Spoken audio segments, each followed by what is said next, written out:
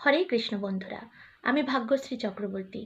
আজকের ভিডিওতে আমরা জানব শ্রীমদ্ ভগবদ্গীতার 7টি গীতা মাহাত্ম্য সম্পূর্ণ বাংলা অর্থসহ। নাম্বার 1, গীতা শাস্ত্রম ইদম পুণ্যম ইয়ঃ পঠেত প্রয়তঃ পুমান বিষ্ণুঃ পদমবাপ্নোতি ভয়শোকাদিবর্জিতঃ। অর্থাৎ শ্রীমদ্ ভগবদ্গীতার দিব্য উপদেশ যথাযথভাবে পাঠ করতে পারলে অতি সহজেই সমস্ত ভয় ও উদ্বেগ থেকে মুক্ত হওয়া যায়। এই জীবনে ভয় ও শোকাদি থেকে মুক্ত হয়ে পরবর্তী জীবনে বিষ্ণু পাদপদ্মে চিন্ময় স্বরূপ অর্জন করা যাবে। নাম্বার 2, গীতাধ্যয়নশীলস্য প্রাণায়ামপরস্য চ নৈব সন্তি হি পাপানি পূর্বজন্মকৃতানি চ।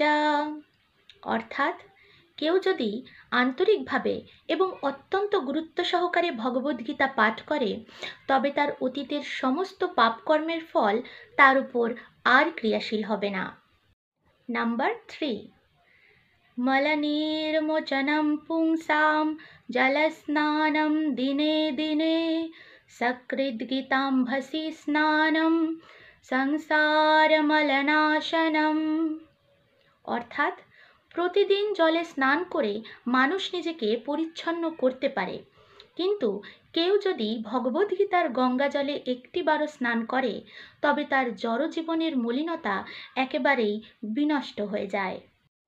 নাম্বার 4, গীতাসু গীতকর্তব্যা কিমন্যহি শাস্ত্রবিস্তরহি ইয়া স্বয়ং পদ্মনাভস্য মুখপদ্মাদ্বিনিঃসৃতা। অর্থাৎ স্বয়ং পরমেশ্বর ভগবান পদ্মনাভের মুখপদ্ম বিনিঃসৃত পরম বাণী সমৃদ্ধ শ্রীমদ্ ভগবদ্গীতা পাঠ করাই পরম কর্তব্য। তা পাঠ করার পর অন্যান্য শাস্ত্র পাঠ করার আর কি প্রয়োজন থাকে। নাম্বার 5, ভারতামৃত সর্বস্বম বিষ্ণুর্বক্ত্রাদ্বিনিঃসৃতম গীতা গঙ্গোদকং পীত্বা পুনর্জন্ম ন বিদ্যতে। অর্থাৎ গঙ্গা জল পান করলে অবধারিতভাবে মুক্তি পাওয়া যায়, আর যিনি ভগবদ্গীতার পুণ্য পীয়ূষ পান করেছেন তার কথা আর কি বলবার আছে।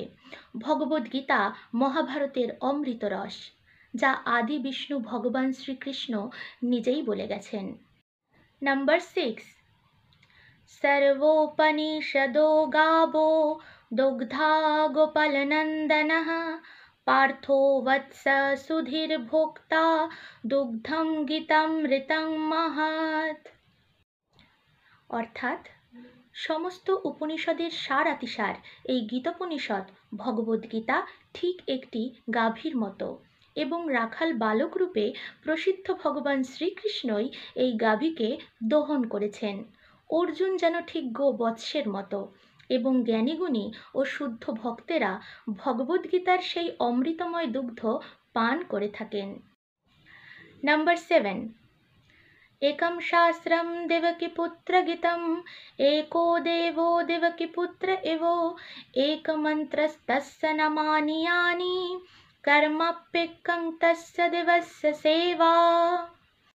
অর্থাৎ এই শ্রীমদ্ ভগবদ্গীতা মাতা দেবকীর পুত্র শ্রীকৃষ্ণের দ্বারা গীত হয়েছে, এবং শ্রীকৃষ্ণই এক এবং অদ্বিতীয় পরমেশ্বর ভগবান।